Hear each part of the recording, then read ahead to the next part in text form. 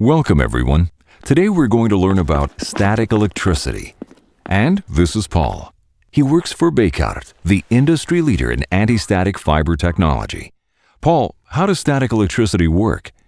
Well, it's an imbalance between negative and positive charges in objects. But what does this mean? You have probably experienced it yourself when you pulled off a woolen sweater and the hairs on your arms stood up. Well, that's electrostatic energy. In practice, this could be bad, like when touching electronic parts or even people. But even without a woolen sweater, there's always a chance static electricity could build up. However, Peligro has a practical solution for these problems. Just watch these examples. Paul is inspecting a gas plant.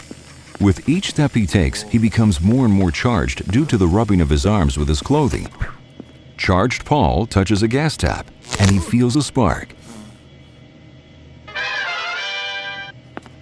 Paul has to repair a gas leakage. He walks through the gas plant, and with each step he takes, he becomes more and more charged. The charges are coming from his feet and from above, due to the rubbing of his arms with his clothing. Charged Paul approaches the gas pipe, which has a gas leakage, and touches the pipe.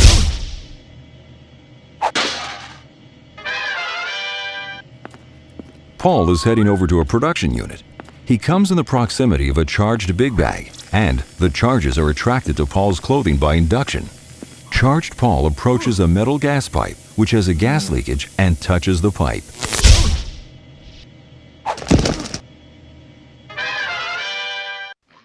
Well, Paul, these examples have shown us how static electricity is created. Electrostatic energy builds up in three ways. Through the movement of a person, like the contact and separation of their shoe soles and the ground. Also, through the contact of a person's clothing and their body. And lastly, by induction. For example, when a person comes into the electrical field of a charged object. And what affected the charge your body built up in these last examples? Two factors. 1. The resistance of a person to the ground.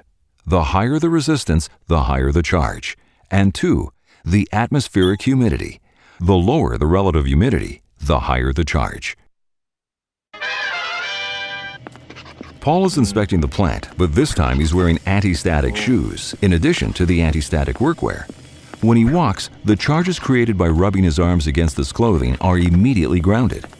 No sparks or explosions occur when he touches a metal gas tap or pipe.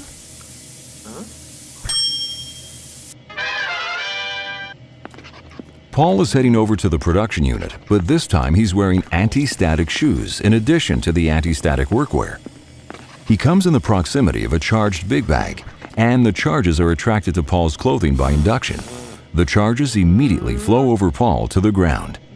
When Paul moves away from the charged big bag, the flow of charges from the big bag to the person stop, and the remaining charges leave Paul and are grounded. Well, Paul, why do we need to be grounded?